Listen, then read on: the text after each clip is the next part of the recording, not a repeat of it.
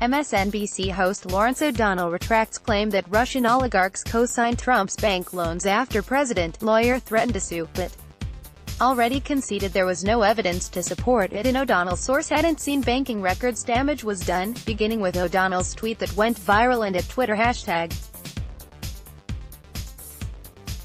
Political editor for dailymail.com published 2032 British Summer Time, the 28th of August 2019, updated 22:35 British Summer Time, the 28th of August 2019. MSNBC nighttime host Lawrence O'Donnell retracted a bombshell report on Wednesday, admitting he shouldn't have aired a claim that Russian oligarchs co-signed Donald Trump's loans with Deutsche Bank. O'Donnell walked his reporting back in a tweet that came after the president's personal lawyer threatened the cable network with a defamation lawsuit. He teased his news shocker Tuesday night at the end of Rachel Maddow's hour of programming, inspiring a torrent of anti-Trump tweets that included the hashtag. The source close to Deutsche Bank says that the co-signers of Donald Trump's Deutsche Bank loans are Russian billionaires close to Vladimir Putin. MSNBC nighttime host Lawrence O'Donnell retracted a story on Wednesday that had drawn a defamation lawsuit threat from President Donald Trump's personal lawyer. O'Donnell, stunned fellow host Rachel Maddow on Tuesday by reporting that Russian oligarchs had co-signed President Trump's loans with Deutsche Bank. O'Donnell also teased the news with a tweet Tuesday night before he went on the air. Trump's personal lawyer threatened a lawsuit on Wednesday. The president hasn't addressed the rumor personally, leaving it hanging like an unlikely rumor that his opponents have seized on. Nonetheless, O'Donnell cast that apparent blockbuster in a political light after Maddow gasped, "What? Really? If true," he said, "that would explain every kind word Donald Trump has ever said about Russia and Vladimir Putin. If true, that would be a significant factor in Vladimir Putin's publicly stated preference for presidential candidate Donald Trump over presidential candidate Hillary Clinton," O'Donnell added.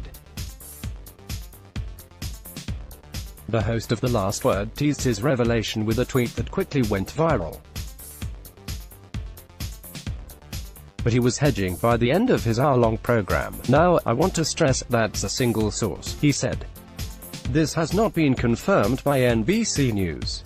I have not seen any documentation from Deutsche Bank that supports this and verifies this. This is just a single source who has revealed that to me. And that's where that stands at this point. It's going to need a lot more verification before that can be a confirmable fact," Trump's eldest son Don Jr. tweeted an accusation that O'Donnell totally fabricated the story. MSNBC's Morning Joe producers were under pressure by early Wednesday morning to confirm or disprove O'Donnell's story. Nearly 2 hours into the broadcast, booking producer Michael Del Moro conceded on Twitter that the loan source hadn't seen any loan paperwork. Deutsche Bank is declining to comment on Lawrence O'Donnell's reporting that Russian oligarchs co-signed Trump's loans. Del Moro wrote, "The information came from a single source who has not seen the bank records. NBC has not seen those records and has not yet been able to verify the reporting." Donald Trump Jr. tweeted sarcastically that the network's inability to confirm O'Donnell's report is lucky because he totally fabricated it. Charles Harder, the president's personal lawyer, threatened a lawsuit in a 2-page letter that demanded an immediate retraction by Wednesday morning. One MSNBC producer was tweeting that O'Donnell's source had not personally seen any of Trump's bank records, reducing the story to the status of a rumor. Trump's attorney, Charles Harder, wrote to MSNBC executives on Wednesday, complaining about false and defamatory statements. Hardy wrote that there are no co-signers on Trump's Deutsche Bank loans. The only borrowers under these loans are Trump entities, and Mr. Trump is the only guarantor, he declared.